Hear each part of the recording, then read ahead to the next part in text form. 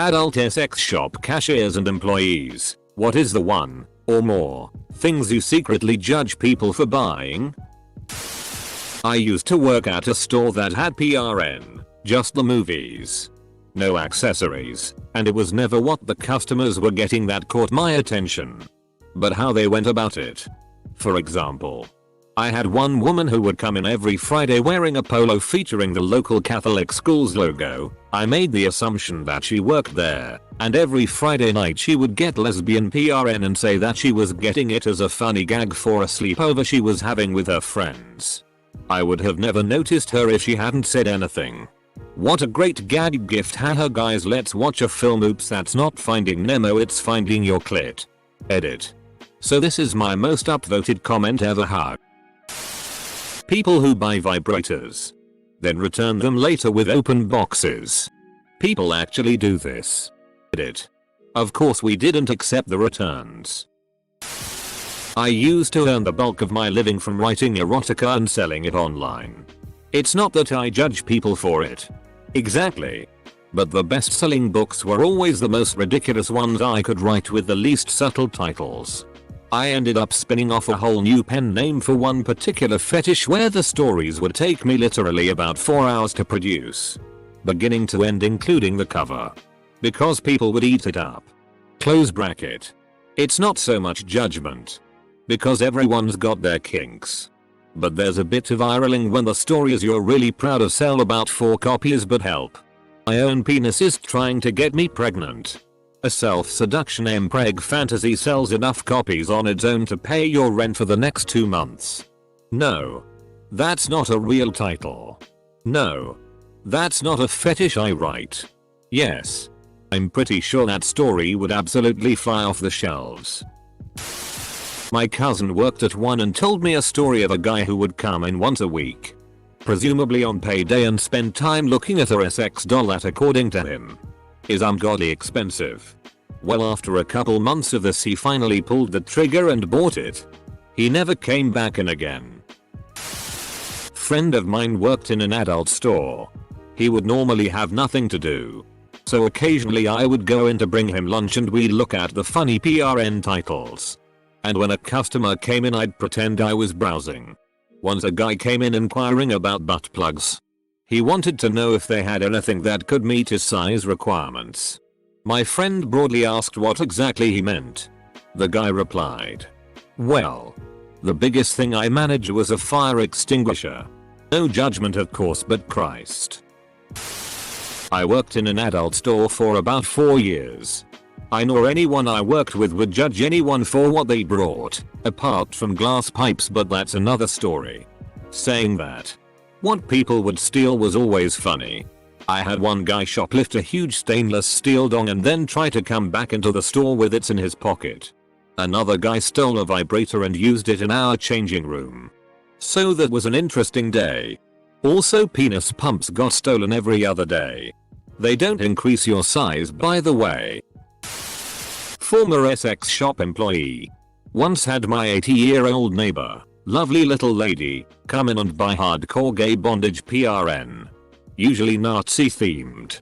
She liked blonde gay men apparently. Currently work in neuroscience. Patient facing. And once every 3 months I have a patient who's an old customer come in. We tend to avoid each other when possible. I used to work at a sex shop. And whilst there, due to my in-depth research and understanding how our products worked, I quickly became their top salesperson. With all that effort, it taught me not to judge, as everyone had their own kinks. What I do judge is when others come into the shop and try to get us to describe how a product is used just for them to get off. I'm not consenting to that. Not me. But my old manager's partner was the owner of a high-end sex shop. A man buying anything insertable without a flared bottom who doesn't take the receipt. It's probably not a gift for his female companion. I don't judge this one, but I do wonder if people buying sounding rods really know what they're getting into. If that's your thing, then go and do your sweet thing, but if it's like a stupid there, which happens, please be careful. The one thing I do slightly judge is people who buy the gross jelly vibrators that are made out of garbage but we have to sell them as novelties. We advise every customer against them if you're actually going to use them inside of your body. We offer decent silicone vibrators for maybe $10 more. You would think that people would spend an extra $10 to avoid infections, but oh no, the sparkly jelly one is just fine because it's pretty and gets the job done. No, it won't, because it's battery powered, which isn't very powerful, and there's no way to clean something that's porous, but sure. Take the sparkly one. Also, Sav vibrators aren't always your cup of tea. Try a Satisfyer, and if you like that, upgrade to a Womanizer. Vibration is great, but air stimulation, suction like clitoral stimulation is another level. Womanizer has an internal with external option as well. Not judgmental, but more of being a bro. I worked for Blockbuster Video back in mid-90s and would always get questions about movies and such. But one question I would hear often would be the hushed question, do you guys have any PRN? Full stop. Me knowing what the competition carried, I would say sorry. Man. Blockbuster is a family-oriented business, and while I could point out a few good movies that have some T&A scenes, it's not what you are looking for. But I tell you what.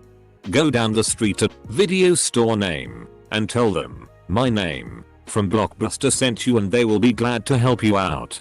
I actually had a few guys come back to tell me they were happy with the selections of the other store, but would come back to Blockbuster for their family movies. Former Essex shop worker here. I also happen to work about a block from my city's area. There was a major LGBT street that shares its name with a place of religious worship and have a few stories. A major one is how what appeared to be the smallest people buying the Great American Challenge. If you see it, it even says on it, not for beginners. A second one is how many times people tried to steal a certain gay PRN star's ass. Trust me, it was pain in the ass just to remove it from the top shelf, given that it must have been a good 10-15 pounds of rubber. Edit. The PRN star is Francois Sagat. Edit 2. Sounding rots. When I was a young teen, a guy I dated very briefly and broke up with randomly called me from juvie to tell me about sounding and his exploration of it, as well as this book I should read, Twilight. I've been through a lot since then, and it's still the most unsettling f-king thing that's ever happened to me. The woman who works at the adult store near me has a really bias. Whenever I go in, she's always bubbly and excited and ready to talk to me about the 38,000 dildos and vibrators they have. Whenever I ask about the male sex toys, she gets so awkward and drops to this curt professional tone, like I don't know. Do you see it there? I guess we don't have it, or I don't know what that is. It is these. Whatever these are. Anything that a dude puts his dick in makes her internally cringe, and she can't look me in the eye, but a dual-pronged, double penetration vibrating and pulsating DLDO? She's going to tell me all the spots it will hit on my wife in every last detail. Humongous. Rectum destroying butt plugs. I got one for a birthday present as a gag from my mate Steve. Gag was on him when I actually used it. Joy jelly. It tastes like Jolly Ranchers left in a chemical plant. Adjacent. I sell comic books, some of which are adult. Sometimes a guy comes in and he buys yaoi, which is gay PRN, and then quickly tells me it's not for me. I wasn't judging them before, but I am now. High school kids buying whippets. When I was in my mid to late teens, I worked the later shifts of a Saturday evening at a local supermarket. Stay with me, and a guy came in to buy nothing but a cucumber and some Vaseline. Not judging, but I was about 17 at the time, and the event has stuck in my mind ever since. I once purchased condoms at a local convenience store. At that time, I was 17 years old. I put the condoms on the counter and hear a female's voice behind me loudly whisper nice. I turned, and it was my current English teacher. She and I had a nice laugh about it, but inside my head I was screaming. I never told my girlfriend at the time. When I showed up to English class the next day, she winked at me and chuckled. It was mortifying then, but it's funny looking back now. Don't really judge them. I feel like if you actually work at a sex store, this is the answer. People are into all kinds of shit. So long as it's legal and consensual. Which you'd assume it would be at a SX store. Then why would anyone who worked at a SX store judge anyone who bought something they stocked? Edible lingerie. Any lingerie is edible if you're horny enough. Bought a blow up doll for Buddy's bachelor party and the cashier said on a very stern and serious voice that this was final sale and no returns are permitted. She must have been through some shit. I got the impression that everything bad that's ever happened to her flashed before her eyes. Not an employee, but I buy a lot of product. Cashiers. We can tell when you're judging, lol. I think the worst one was that I once bought a bright pink latex mask that looked like a pig's head for my husband. Think puppy player hoods. Just another animal. Big snout and everything. The cashier looked at me for the longest time and then told me she really didn't think anyone would ever actually buy it. I also used to write erotica for a living and I don't judge per se because I'm too weird myself to be doing that. But one guy once asked me to write him a short story about blueberryfication. After asking him for details and covertly trying to figure out what the hell that was, I learned that it's a fetish for. Specifically, what happened to Violet after chewing the dinner gum in Willy Wonka? I'll never be able to forget about that one. Oh god, don't ask this cause now if they answer honestly I'll overthink every time I'm at a SX shop. Anything from the used section. There's a used section. I work at a popular chain of stores in Vegas. And my things are penis sounding rots. Like WTF, how is that even pleasurable? I cringe at the thought. The bad but cheap lube. They ask for my recommendations. Then they go for the shitty one. Dude. You have to use way more of that shit because it dries out. Just buy the one I recommend and you'll never need a F-King reapplication during the act ever again. Every time it's anything else than SX robot. I never worked at one. But the SX shop I used to frequent had this SX doll displayed in a cabinet. Scantily clad. Big breasts. Regular thing. Except that it was the size of a 6-year-old. The thing looked adult. Just proportionately scaled back. It was disgusting and I judged the FCK out of anyone who bought it. There is a product called the Great American Challenge or something like that. Was the biggest DLDO we had at the time. Thing was seriously as long as my calf and as thick as my thigh. And was only purchased by dudes that I assume hate their wives. Bold of you to assume it was for their wives. Not an adult store but a news agency that sells PRN magazines. We're not really fazed by people buying them. But sometimes it's weird.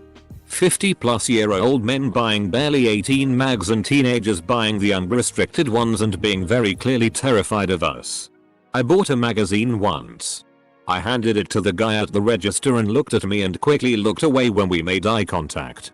I sighed and said it's been a lonely week. I had recently broken up.